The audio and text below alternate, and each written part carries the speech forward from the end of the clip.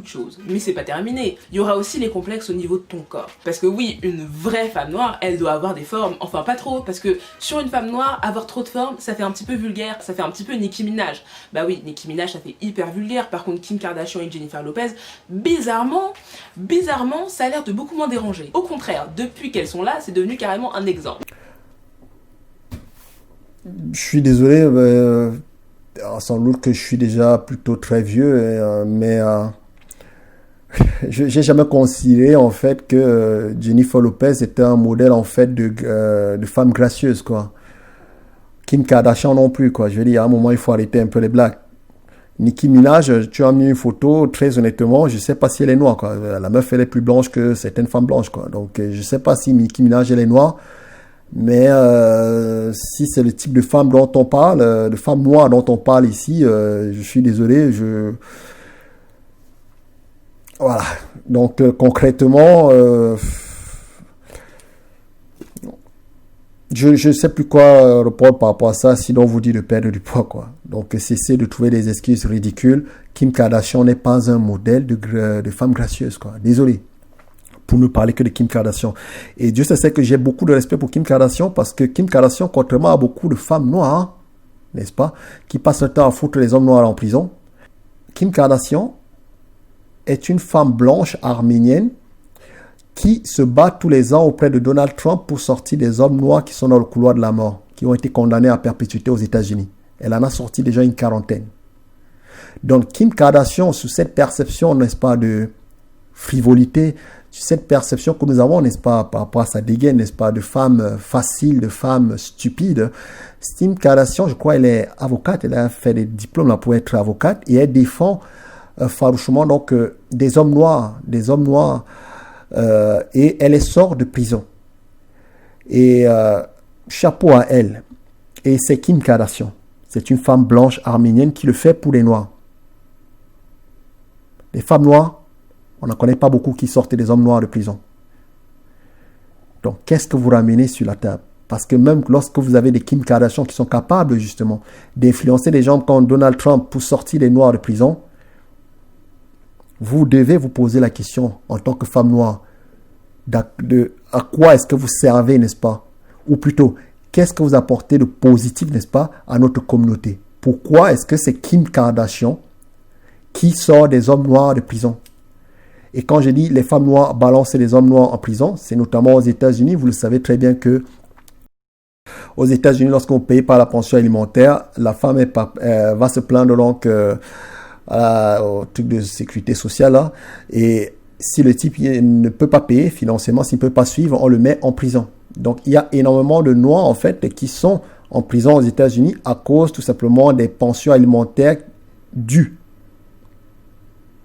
Donc, matériellement, quand je dis ce sont les femmes noires qui mettent les hommes noirs en prison, notamment aux États-Unis, c'est parce que je m'appuie justement sur le fait qu'il y a beaucoup de noirs, justement, aux États-Unis qui sont en prison, justement, parce qu'ils n'ont pas payé leur pension alimentaire. Si vous aimez tant les hommes noirs, pourquoi est-ce que vous les foutez en prison? Et donc, une fois de plus, par rapport au standard de beauté, le fait que oui, il faut les femmes noires sont perçues comme vulgaires, ben oui, c'est parce que quand je regarde la réalité des femmes noires, même celles qui sont en forme, maintenant qu'on a dit que les Kim Kardashian, comme tu l'as si bien montré, maintenant que les Kim Kardashian et les Jennifer Lopez, Nicki Minaj ont montré que les fesses, n'est-ce pas, c'était un attribut sexuel éminent, comme par hasard, les femmes noires l'ont fait à l'excès. Tu ne peux pas, tu vas Gare de Lyon, tu te poses 2 secondes et tu as toutes sortes de femmes noires qui arrivent avec les vêtements des femmes qui font du sport là.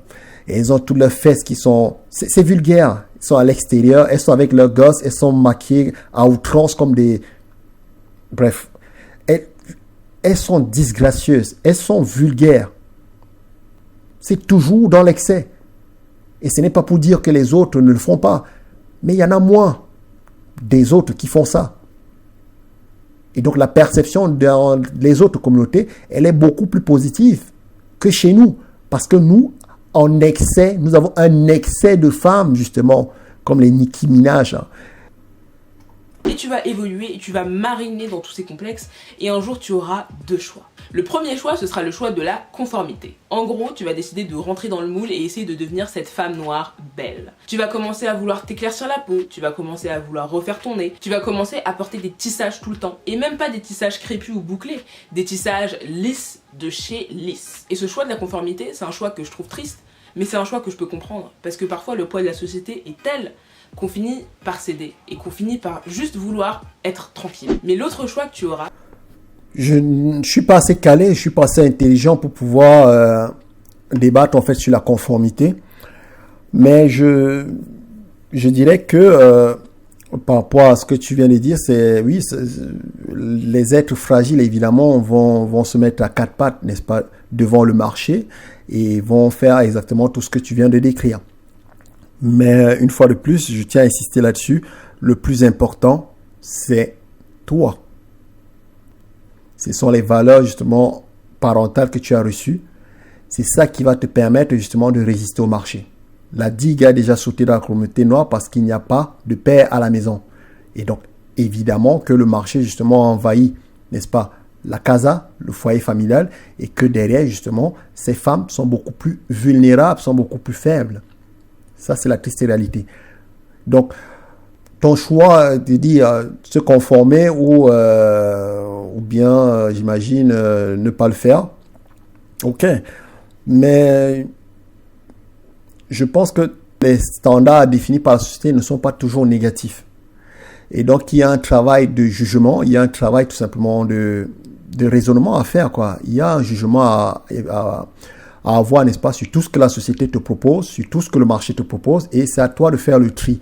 Pour faire le tri, justement, tu dois avoir des gens qui sont capables, justement, de t'aider, qui sont capables de t'éduquer, justement, à faire ce tri, qui sont capables de t'instiller, donc, ces valeurs qui vont te permettre de faire le tri et de t'en sortir. Parce que ne nous leurrons pas, toute ta vie, tu seras sous l'influence du marché, toute ta vie, tu seras sous l'influence de la société. Ok? Mais la différence, c'est quoi? C'est quand tu as les armes justement pour te protéger, quand tu as les armes de la réflexion, quand tu sais qui tu es, quand tu sais ce qui te définit, quand tu sais quelle est ta valeur, tu sais exactement ce qui est bien ou pas bien pour toi et tu es capable de prendre des décisions et de juger ce qui est bien ou pas bien pour toi. Mais quand tu n'as pas ça, tu es perdu. Et nos femmes sont massivement perdues parce qu'elles n'ont pas ça. Donc sur la conformité, je ne vais pas dire aux gens, non, ne soyez pas assez anticonformistes, ou ne soyez pas, je dis, j'ai pas la qualité intellectuelle, une fois de plus, pour pouvoir débattre sur la conformité, mais tout ce que je peux dire par rapport à ça, c'est qu'il y a des règles, il y a des standards qui sont proposés par la société, et tous ces standards ne sont pas négatifs. Lorsque la société vous demande de perdre du poids et d'être fine, comme Naomi Campbell, ça a un gros avantage pour vous. Ça vous évite, n'est-ce pas, de crise cardiaque, n'est-ce pas, à 45 ans, parce que vous êtes obèse. Ça a un véritable avantage pour vous. Ça vous évite le diabète. Ça vous évite en fait une vie de merde. À passer votre temps dans les hôpitaux et à crever jeune. Pourquoi? Parce que vous êtes en surpoids, parce que vous êtes obèse et que votre corps, votre cœur ne peut plus, n'est-ce pas, n'arrive plus à pomper assez de sang pour pouvoir justement vous faire vivre. Donc être en bonne santé ou être fine, taille mannequin et compagnie, ou comme Claudia Schiffer et tout ça, ça aussi a un avantage pour votre santé. Donc, lorsque vous êtes un être intelligent, vous savez faire la part des choses. Mais non, est-ce que mettre du plastique sur sa tête, ou j'ai même vu l'alopécie, pas de traction, je crois, un truc comme ça. J'ai vu ça, j'étais absolument effaré.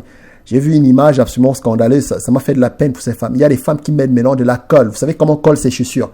Il y a des femmes qui collent, n'est-ce pas, sur leur tête. Je vais mettre l'image, comme ça vous allez pouvoir voir. En fait, c'est juste abominable. Elles collent, on prend la colle comme ça, sur leur tête, et ensuite on colle, n'est-ce pas, les faux cheveux dessus. Et après, ces femmes s'étonnent que quelques années plus tard, elles n'aient plus donc de cheveux. Le cuir chevelu est absolument détruit, il ne pousse plus. Et elles se retrouvent, n'est-ce pas, avec des problèmes d'alopécie, et elles se plaignent. Ah, c'est parce que j'ai l'alopécie, en fait, que je mets des faux cheveux. Non. Non, non, non. C'est parce que tu as décidé de mettre des faux cheveux que tu as développé l'alopécie. Si tu n'avais pas cette faux cheveux, si tu n'avais jamais instillé ces problèmes de faux cheveux sur ta tête, tu n'aurais jamais eu ces problèmes d'alopécie. Ces histoires d'alopécie, c'est maintenant que ça commence à arriver. C'est quand même curieux. C'est des choses dont on parlait jamais, ou quand on en parlait pour les hommes, on en parlait pour la calvitie des hommes, on n'en parlait jamais pour les femmes. Mais aujourd'hui, c'est un problème qui est absolument fondamental, n'est-ce pas, chez les femmes. Et je vais vous dire une chose, je vous garantis une chose, si vous êtes étudiant noir, commencez à vous spécialiser donc dans la chirurgie de greffe de cheveux. Parce que je vous garantis que dans 10 ans, ça va être la mode. Et des spécialistes de greffe de cheveux de femmes noires, il va en falloir sur le marché. Et vu le nombre de femmes justement qui mettent tous ces faux cheveux et qui passent tout leur temps à produire tous ces produits chimiques qu'elles mettent sur leur tête, tout ce plastique, tous ces trucs absolument qui détruisent en fait leur cuir chevelu, elles auront besoin de réparation. Et celles qui auront les moyens auront besoin d'un chirurgien justement qui est spécialisé sur ces cheveux pour pouvoir donc les greffer. Vous allez vous faire beaucoup d'argent. Le marché. À cause de qui? À cause de ces pauvres filles qui n'ont toujours pas compris qu'il fallait faire la part des choses. Ce n'est pas parce que le marché te dit qu'il faut avoir les traits, qu'il faut avoir les cheveux fins comme je ne sais pas quelle star blanche que tu dois le suivre. Mais si le marché te dit fais du sport, ça va être bien pour ton physique et en passant, ça va te permettre d'avoir plus de mecs. C'est peut-être bien pour toi. Donc fais la part des choses. Juger, raisonner. Donc, sur ce côté conformité avec le marché, conformité avec la société, il faut faire la part des choses. Okay? Je ne vais pas dire aux gens soyez anticonformistes parce que c'est pas bien. Hein, il faut pas. Ce côté où c'est ça, voilà. Mais non, j'ai pas la qualité intellectuelle pour pouvoir bien expliquer les choses, mais j'espère que vous avez compris ce que je vais dire. Et si tu regardes cette vidéo, j'espère que c'est celui que tu choisiras. C'est d'apprendre à se sentir belle en tant que femme noire. C'est te dire que ce que tu es, c'est le mélange parfait de tes deux parents, de toutes tes ancêtres, de toute ta famille et de toute ton histoire. Est-ce que tu serais capable de regarder tes deux parents et de leur dire « vous êtes moche » ? Oui. Oui, je suis capable de regarder mes deux parents et de dire « vous êtes moche ». Parce qu'une fois de plus, il y a une réalité physique.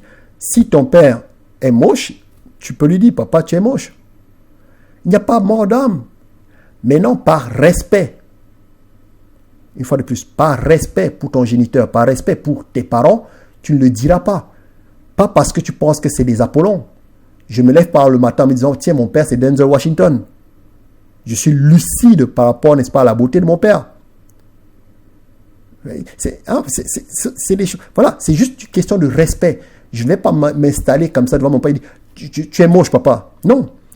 Mais je peux reconnaître que mon père n'est pas le plus beau des hommes ou que mon père est moche. Je n'ai pas besoin de le lui crier parce que là, ce serait irrespectueux. Et d'ailleurs, la plupart, si on est même honnête, je pense qu'il y a beaucoup de pères en fait qui n'en prendront pas ombrage. Les seuls que ça choquerait, en fait, ce sont les femmes, ce sont les mères en fait. Les hommes, c'est pas des choses, on s'attache pas à ce genre de bouffonnerie. Un homme, c'est surtout qu'est-ce que j'ai dans mon compte en banque. Parce que je sais, la plupart en plus, les pères africains vont te dire, oui, c'est pas grave, mais regarde-moi avec ma gueule, là. Tu as vu, j'ai pu coucher avec ta maman, ça te dit combien je suis beau. C'est pas quelque chose qui va les heurter, quoi. Ils vont le prendre à la rigolade. Parce qu'au fond d'eux-mêmes, ils savent, comme je te l'ai dit dès le début, que lorsque je regarde les autres hommes, je me regarde, je suis pas le plus beau d'entre eux, je suis même plutôt le plus moche d'entre eux et je l'accepte. Quand je regarde Brad Pitt, Leonardo DiCaprio, Denzel Washington, je sais pas qui autre, je regarde tous ces stars, et puis je me regarde physiquement, je me dis pas putain, je suis aussi beau qu'eux. Je suis pas une femme, quoi. Je vis pas dans le monde des bisounours, quoi. Je suis lucide sur mon apparence physique. La plupart des hommes le sont. Soyez-le aussi, vous les femmes. Parce que quand tu te regardes dans le miroir et que tu te dis purée, je suis grave moche, j'aurais aimé avoir un nez plus fin et des cheveux plus lisses, quelque part c'est des remarques que tu fais directement à tes parents. Parce que tout ce que tu es, c'est ce que eux, ils sont aussi. Et puis qui a dit que les cheveux crépus c'était moche? Qui a dit qu'avoir un gros nez c'était moche? Qui a dit qu'avoir une grosse bouche c'était moche? Qui l'a dit? Les autres, peut-être, mais en tout cas pas moi. Et si t'avais besoin de l'entendre, je te le dis ouvertement. Les gros nez, c'est beau. Les grosses bouches, c'est beau. Les cheveux crépus, c'est beau. Et la peau noire, c'est magnifique. Serena Williams est une femme magnifique.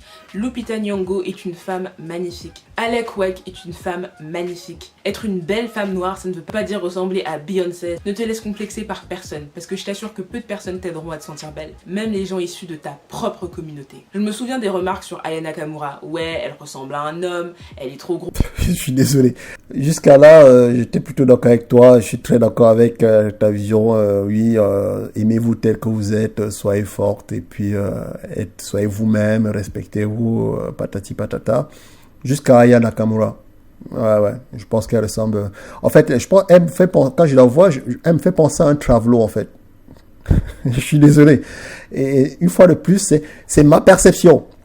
Je sais, mais c'est ma perception. Quand je la regarde, elle me fait penser à un Travelo. Et j'avoue que si on me disait qu'elle est un homme, ça ne me choquerait pas. Pour être franc avec toi, parce que c'est ce que je vois, quoi. Désolé. Elle est trop grosse, elle est trop vulgaire. Purée, je regardais la tête des gens qui disaient ça, et il y avait des blancs, des arabes, mais il y avait aussi des noirs. Il y avait aussi beaucoup de noirs. Bah oui, parce qu'on a tous des yeux et on regarde, quoi. Elle est